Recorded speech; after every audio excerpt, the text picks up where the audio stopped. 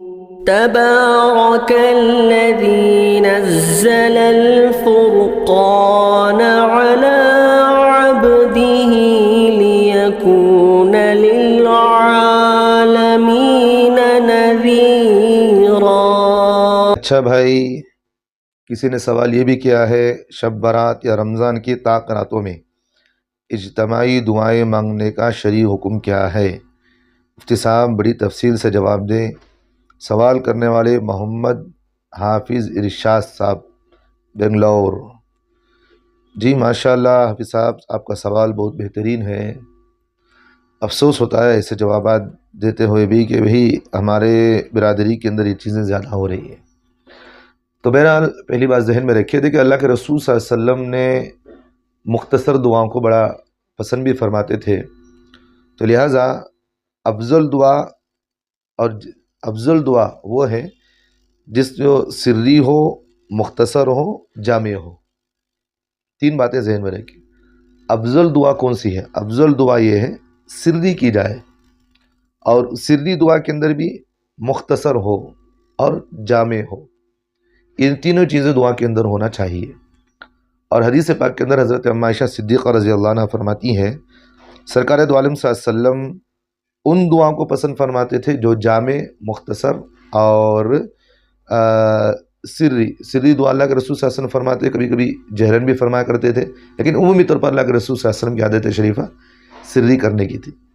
تو جامع دعا اور جو مختصر ہوتی ہے اللہ کے رسول صلی اللہ علیہ وسلم اس دعا کو استعمال کرتے تھے، اور طویل دعا اللہ کے رسول صلی اللہ علیہ وسلم نہیں فرماتے، اور جو جامع نہیں ہوتی اس کو بھی اللہ کے رسول صلی اللہ علیہ وسلم نہیں فرماتے۔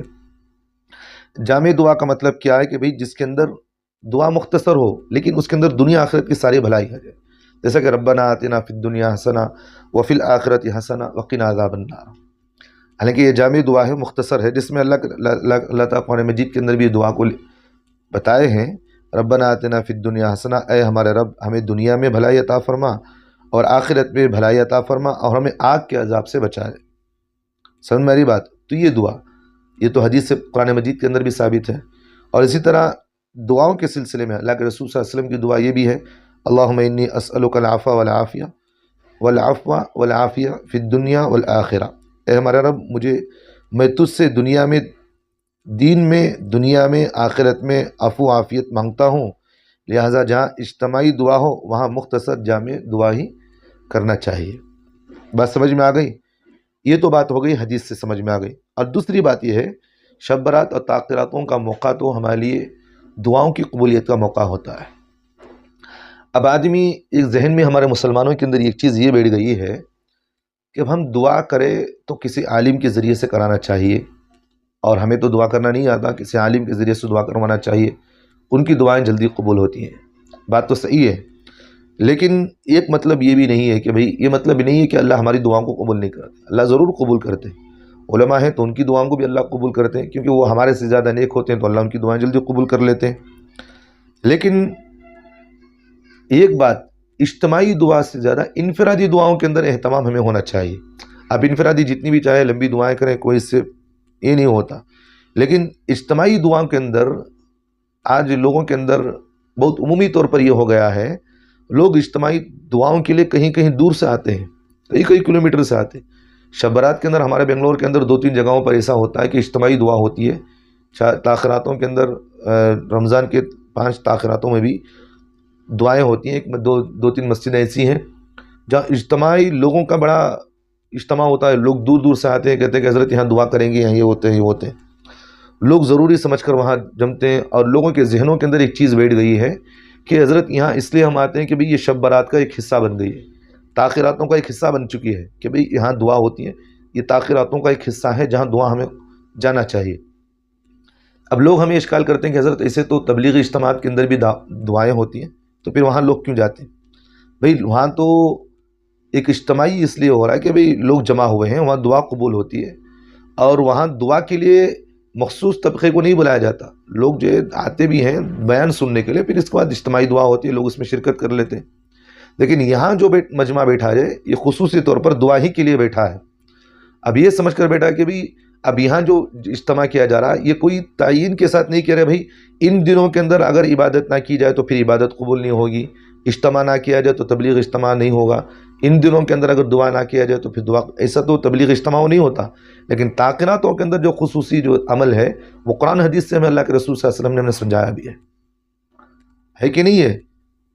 تو لوگوں کے اندر ایک مزاج تو یہ ہوگا کہ بھئی اجتماعی دعاؤں کا اہتمام حد سے زیادہ ہو گیا۔ اب یہاں جو لوگ اجتماع کے لیے بیٹھتے ہیں، دعا کے لیے بیٹھتے ہیں، بعض لوگ تو اس کو اجتماع کا ایک شب برات یا تاخیراتوں کا حصہ سمجھ کر بیٹھتے ہیں۔ یہ دین میں زیادتی، یہ بدعت ہوئی کہ نہیں ہوئی؟ ایک بات۔ دوسری طرف جو بہت سارے لوگ تو اکتا بھی جاتے ہیں، لمبی لمبی دعاؤں سے لوگ اکتا بھی جاتے ہیں۔ ایک مختصر دعا ہو تو لوگ بیٹھتے ہیں، پھر لمبی دعاؤں سے جاتے جاتے لوگ اکتا جاتے ہیں، کئی لوگ سو بھی جاتے ہیں، کئی بیزار بھی ہو جاتے ہیں۔ عبادت کے اندر آدمی کو دلچسپی ہونا چاہیے، یہ نہیں کہ آپ جو ہے لوگوں کو جوڑ کر لوگوں کو بٹھا کر کے آپ اجتماعی دعائیں کر رہے ہیں، یہ تو ایک دین کے اندر زیادتی کا بھی ہے، اور لوگ اس سے اکتا بھی جاتے ہیں طویل طویل دعاؤں سے، اور حدیث سے یہ چیز ثابت بھی نہیں ہے، ایک بات۔ اور دوسری بات یہ ہے کہ بھئی لوگ اس میں سو بھی جاتے ہیں۔ تو بہرحال پابندی سے ہر شب برات یا تاخیراتوں کے موقع پر طویل دعائیں کرنے کا معمول نہیں بنانا چاہیے، تاکہ عوام کے اندر اس بات کا اندیشہ نہیں ہونا چاہیے کہ ان کو بھی یہ چیز اس کا جز ہے، یعنی شب برات کے اندر اگر دعا طویل نہیں کی جائے گی تو پھر ہماری شب برات بیکار ہے، تاخیراتوں میں اگر ہمیں دعا لمبی نہیں کی جائے تو پھر ہماری تاخیرات بیکار ہیں۔ اس طرح کے لوگوں کے اندر ذہنیت نہیں بننا چاہیے۔ اب لوگوں کے اندر یہ ذہن بن گیا ہے، تو اس لیے اس کو دھیرے دھیرے ختم کر دیں، اگر کہیں ہوتی ہو تو پھر اس کو ختم کر دیں، یہ ایک طرح کی بدعت اور گمراہی ہے، لہٰذا ایسے لوگوں کو اپنی اصلاح کرنے کی ضرورت ہے۔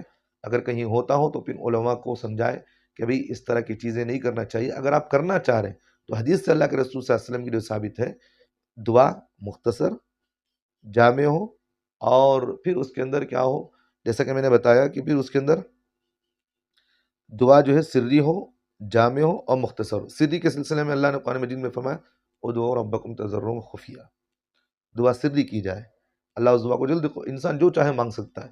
اب ہمارے دماغوں کے اندر ایک چیز یہ بھی بیٹھ گیا کہ حضرت ہمیں دعا مانگنا نہیں آتا، ہم کیا کریں؟ بھئی آدمی دعا سیکھتا نہیں، بس دنیا کے لیے آدمی بہت ساری چیزیں سیکھتا ہے، دعا کے لیے آدمی سیکھنا نہیں بلکہ اس کی کمزوری ہے، سیکھنا چاہیے۔ اب آدمی مانگتے مانگتے مانگتے مانگتے مانگنے کا ڈھنگ آئے گا اس کے پاس، بات سمجھ میں آ رہی؟ دعا کے اندر آدمی کو خود مانگنا چاہیے، میں آج یہ مانگ رہا ہوں، کل یہ مانگ رہا ہوں۔ اب ہمارے مفتی تقی عثمانی صاحب شیخ الاسلام فرماتے ہیں کہ بھئی آدمی کو دعا کے اندر یہ جذبہ ہونا چاہیے کہ میں اللہ سے ہر چیز مانگ رہا ہوں، میں بات کر رہا ہوں۔ جس طرح بچہ اپنے باپ سے مانگتا ہے، ہر چیز اس سے لڑ کر لیتا ہے، روتا ہے، گلگلاتا ہے، ماں باپ سے اللہ سے مانگے۔ تو یہ جو مزاج بنا ہوا ہے کہ بھئی ہماری دعائیں کہاں قبول ہوگی، حضرت ہمیں تو گنہگار ہیں، بھئی آپ اگر گنہگار یہ سمجھتے ہیں تو پھر وہاں بھی آپ کی دعائیں کیا قبول ہو رہی؟ تو پھر آپ یہ ذہنیت سے بات نکال دیں۔ شب برات میں تاخیراتوں کے اندر جو دعاؤں کی محفل سجا کر جو لوگ بیٹھے ہوئے ہیں ان کو سمجھائے کہ بھی اس طرح کی چیزیں غلط ہیں، اور علماء کو بھی اپنی اصلاح کرنی چاہیے۔ ہم جو بھی کام کر رہے ہیں تو حدیث و قرآن حدیث کے اندر دیکھیں کہ بھئی یہ چیز کی ہمیں تعلیم کہاں دی گئی ہے۔ شب برات اور تاخیرات یہ تو دین کا حصہ ہے۔ اس عمل کے ان دنوں میں اللہ کے رسول صلی اللہ علیہ وسلم کیا عمل کرتے تھے؟ شب برات کے اندر اللہ کے رسول صلی اللہ علیہ وسلم نے نماز پڑھی، دعائیں کی، انفرادی کی ہیں۔ تاخیراتوں کے اندر اللہ کے رسول نے اعتکاف فرمایا اور وہاں انفرادی دعائیں کی ہیں، انفرادی عبادتیں کی ہیں۔ صحابہ سے کہیں بھی اجتماعی دعا ثابت نہیں ہے۔ آپ یہ کون سی بدعتیں نہیں شروع کر رکھے؟ تو بہرحال ان علماء کو بھی سمجھنا چاہیے، اس طرح کی بدعتوں کو ختم کریں، اور اس طرح کی دعاؤں میں بھی شرکت ہمیں نہیں کرنا چاہیے۔ کرنا ہے تو اپنے محلے کے اندر آپ بیٹھیں، کہیں انفرادی آپ ہی دعا کریں، اللہ آپ کی دعاؤں کو قبول کرے گا۔ جتنی تڑپ اور دل کے اندر، انسان کے دل میں جتنی تڑپ ہوتی ہے اللہ اس کی تڑپ کو سنتے ہیں، بات سمجھ میں آ رہی؟ اور عبادت کے اندر آدمی کو دلچسپی ہونا چاہیے، یہ نہیں کہ آدمی کے اندر اکتا جائے، اور جس عبادت کے اندر اکتا جائے، جس عبادت کے اندر آدمی چستی پن نہ ہو تو پھر عبادت کی مقبولیت کہاں رہی؟ اس لیے علماء نے یہ مسئلہ بھی لکھا ہے کہ اگر کوئی آدمی قرآن پڑھتے اگر درمیان میں اسے کچھ اکتاہٹ ہو گئی، اسے کچھ سستاگی آ رہی تو فوراً قرآن کو بند کر دینا چاہیے، کیونکہ عبادت میں دلچسپی ہونا ضروری ہے، عبادت میں اکتاہٹ نہیں ہونا چاہیے اور غفلت نہیں ہونا چاہیے۔ اگر آپ قرآن پڑھیں گے تو پھر آپ بے فہمی کے ساتھ، غفلت کے ساتھ پڑھیں گے تو پھر وہ عبادت کہاں رہی؟ تو بہرحال اس طرح کی چیز ان کو سمجھائے۔ اللہ ہم تمام کو عمل کی توفیق دے۔